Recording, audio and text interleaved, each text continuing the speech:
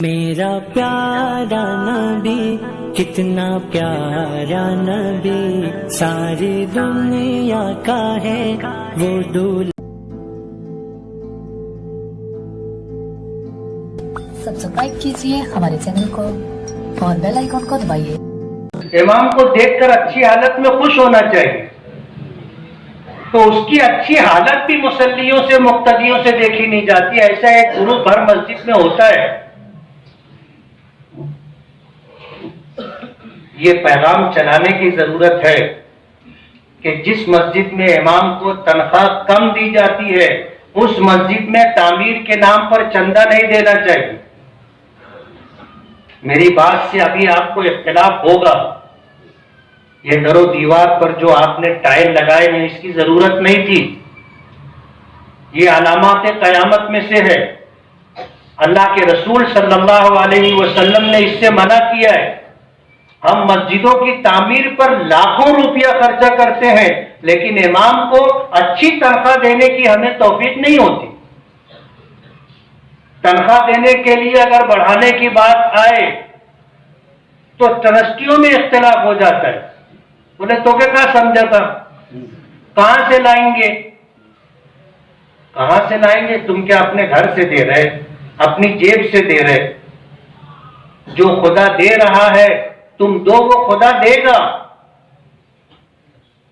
تو ہم لوگوں کو امام کے تعلق سے اپنی سوچ بدلنا چاہیے، اپنا رویہ بدلنا چاہیے، احترام کی نظر سے دیکھیں، عزت کا سلوک کریں اور خاموش خدمت کریں۔ اس بات کی کوشش کریں کہ امام کو اچھی تنخواہ ملے۔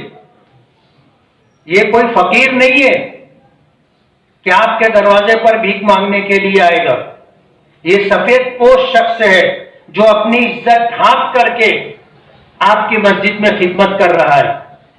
5 وقت آپ تکبیر تحریمہ کے ساتھ نماز پڑھ کر پہلی صف میں دیکھو تو آپ کو اندازہ ہوگا کہ کتنا مشکل کام ہے۔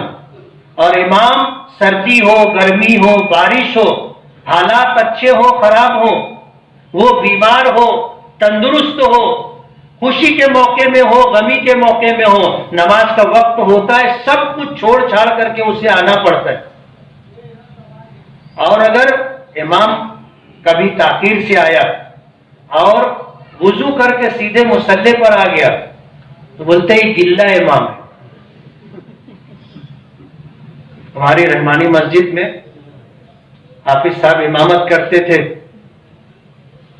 مولانا سعید احمد ملی کے صاحبزادے۔ رحمانی مسجد کے مصلی لوگ یہ بات کہتے ہیں، کبھی اتفاق ہو گیا آدمی کسی کام میں تھا، پہنچا، وضو کیا، سیدھے مصلی پہ چلا گیا، بولے گلے امام۔ مجھ سے کچھ لوگ پوچھنے لگے، بولے ایسے امام کے پیچھے بولتا سنت پڑھے تو جیسے مصلی ویسے امام،